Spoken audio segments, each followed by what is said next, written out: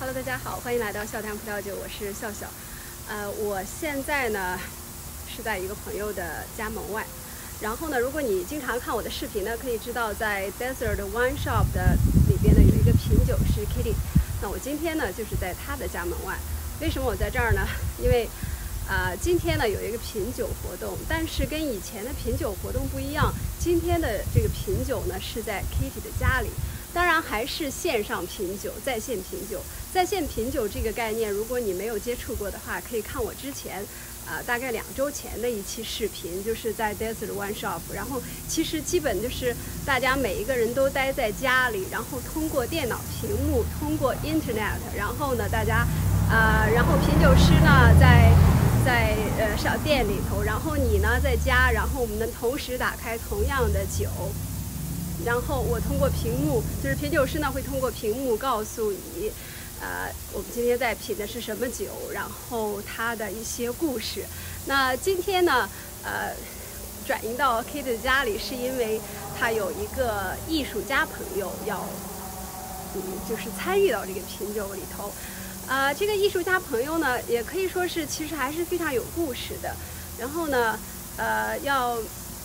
我大概看了一下，因为我从来没有见过他，说是好像是柬埔寨人，但是呢出生在泰国的难民营里，然后现在呢移民到了美国，在美国生活，是一个非常成功的一个摄影师，然后呢同时呢也是艺术家。然后呢他呢可能就是大概分享一下，跟大家介绍一下怎么用丙烯这种颜料来作画。当然了，我们知道这个饮酒啊，作诗呀，像李白的话就是饮酒作诗。那我们今天就看一下饮酒作画是什么样的效果。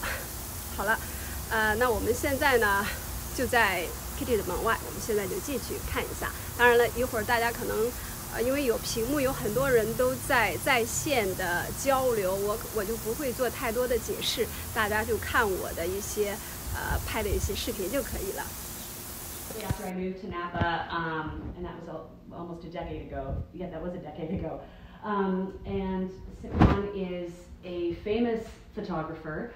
She specializes in lifestyle, still life, portrait photography. She has been hired by some of the most prominent wineries and restaurants in all of Napa to take photos of their food, their wine, their culture.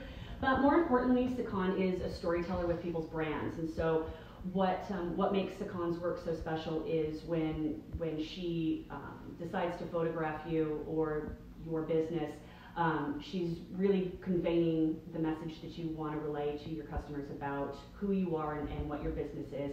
And now obviously diving into another medium with painting. So I'm going to let Sikon tell you a little bit about what we're going to do today and touch a little bit about on that. And thank you. Yeah. Awesome. Thanks everyone for joining.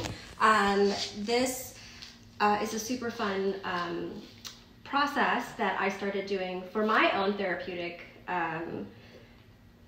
art. Once you turn any art into a business like photography, sometimes there are restrictions that doesn't allow for me to feel through the process.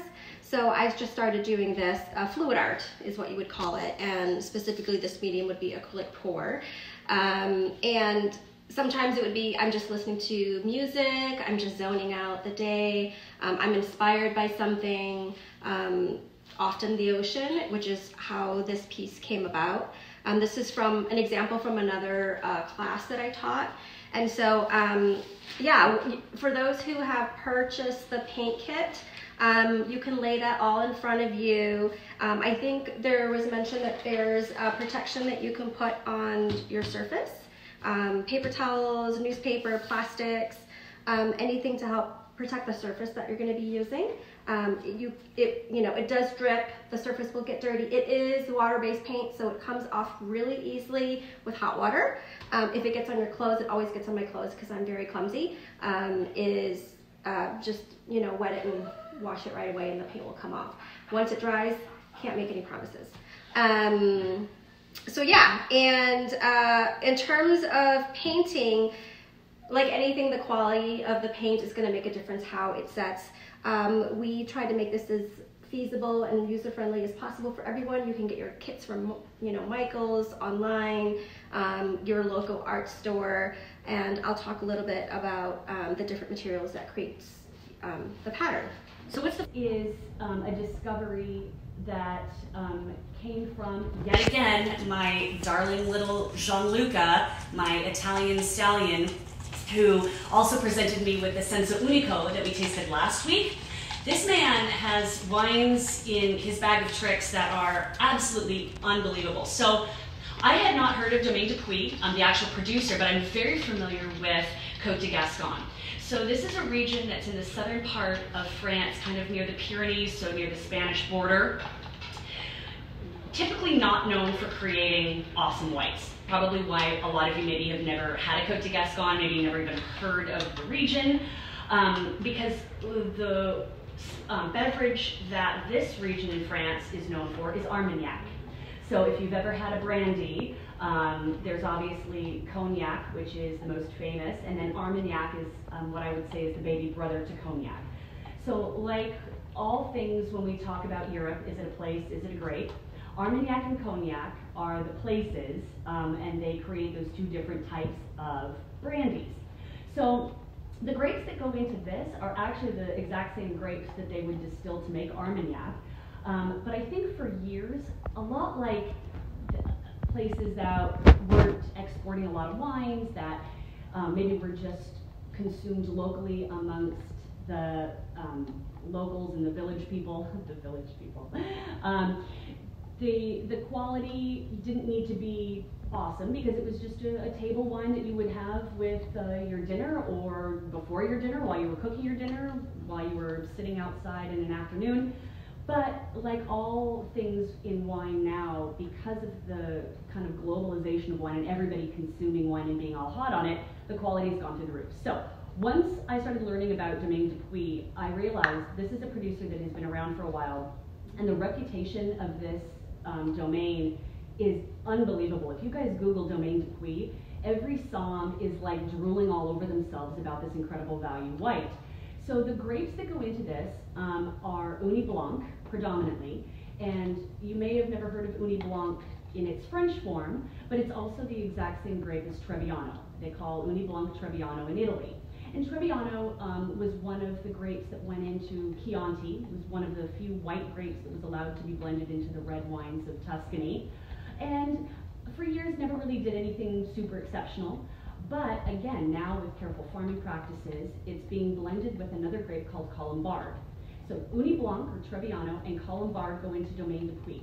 I discovered the reason why I love this wine so much is Colombard is a sibling to Chenin Blanc. I am nuts for Chenin Blanc, and I absolutely love it in its really dry, bright, citrusy form. Chenin Blanc can also be super, super sweet, dessert wine, sparkling, but when it's dry and crisp like this, oh my gosh, I am nuts for it. So we'll say its mother is Chenin Blanc, its father is a grape no one's ever heard of, Gouvet Blanc, I don't know, who cares.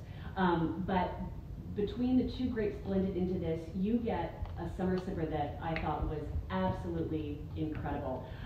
So basically It said, this is the first time you've ever tasted wine. Yes. And done painting. Usually we just drink the wine. Right. Yes.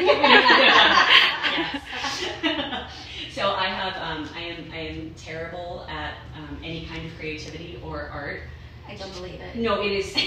It's sad and pitiful. My 3-year-old can draw better than I can. Well, you will tap into your creativity because you have a sense of style and aesthetic sensibility. Oh. And so I think that translates, into anything that you put your hands on. Well, and I'm about to prove Sakan wrong. So here we go. Well, tonight we're going to be painting, it's daylight still. This evening, right? We're going to be painting not acrylic pour. What is really lovely is we paint based on our feelings and not trying to copy someone, right? So we're going to tap into our heart and Comfortable position, and obviously have a wine glass or two handy.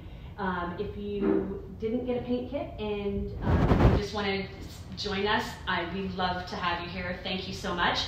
We're going to talk about wine, the two wines that we're going to feature, but we're also going to talk about wine in general. So this is going to be a great open forum. Anybody that wants to just ask any generalized wine questions, this is a great place to do it. I think, how many people do we currently have? We're at 13, so yeah, we need a little bit more time, because I know we have more people that are coming on. There we go. Oh, there's Kim, there's Carol. Hi, Cheryl. Look at everybody's here. Yeah, there are no rules that say you have to wait to drink. It's 5 o'clock. That means, artist, I need to have some more wine. So we're going to taste the Tinto Negro Malbec. So 2 weeks ago, we did the Santa Julia Mountain Red, and I know everybody really liked it. And it was a super unique blend of Cabernet Franc and Malbec, which you don't see a whole lot in Argentina. But I thought for today we would focus on 100% Malbec, created by really talented people with a great background. But you can see what high elevation 100% Malbec is like. And I think this is a super stellar example. This is Mendoza, predominantly a region called the Lujan de Cuyo. You can see down here at the bottom it says Lujan de Cuyo. There's a couple different appellations in Mendoza that are more specific.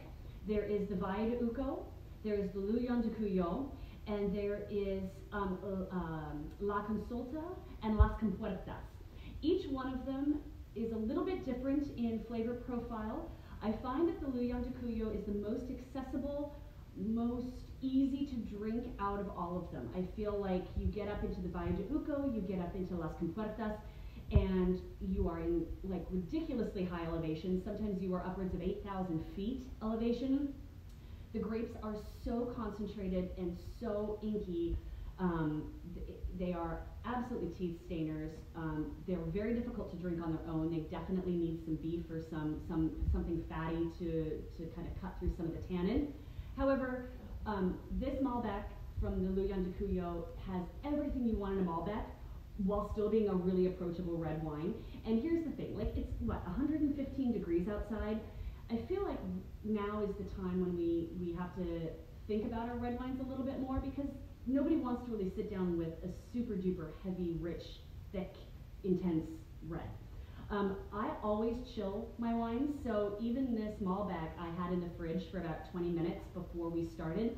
I just feel like there's something really enjoyable about chilling your red down a little bit when it's super hot outside. So, Tinto Negro. Oh, nobody can hear me. Oh. These are two guys, best friends. They learned their trade from working at a winery called Catena.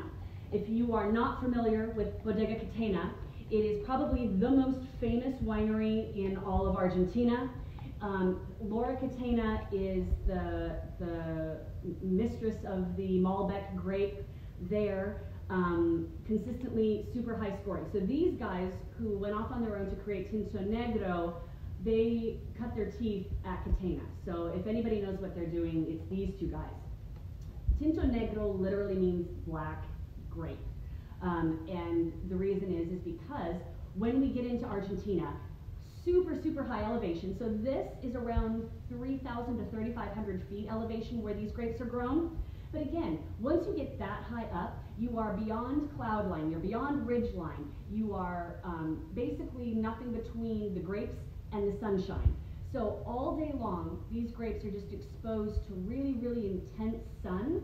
But because you're that high in elevation, the air is really cool. So these grapes ripen at a really intense rate, but a slow rate. So it's a slow ripening, but it's a full ripening. And we call it physiological ripeness, meaning even though it's happening in an intense environment, it's happening slowly, which means all those phenolics and all of the really beautiful things that make a wine taste the way it tastes are happening slowly. I think of it like when you're cooking a stew or making chili. The longer your chili is allowed to kind of sit and marinate on the stove, the more intense and integrated those flavors get. That's part of the popularity of Malbec, I feel like. It's because it is an easy drink, but it's a really intensely flavored beverage too. It kind of gives your palate a lot to think about without being overly heavy and kind of syrupy. So originally, much like the Domaine de Puy, Côte de Gascogne, this grape Malbec originally hails from the southern part of France. It's a region called Cahors. It's down kind of in that same Pyrenees, Spanish border area, and it was terrible. It was called, the grape they called there was Cot, so Malbec, and it had a hard time ripening. And this one you can pour, and there is, I try to, so of course you have any girls, which you can see, it's one. So I'm covering my canvas, not just like, so I have a little more space for it. No, I'm covering my canvas from the original example.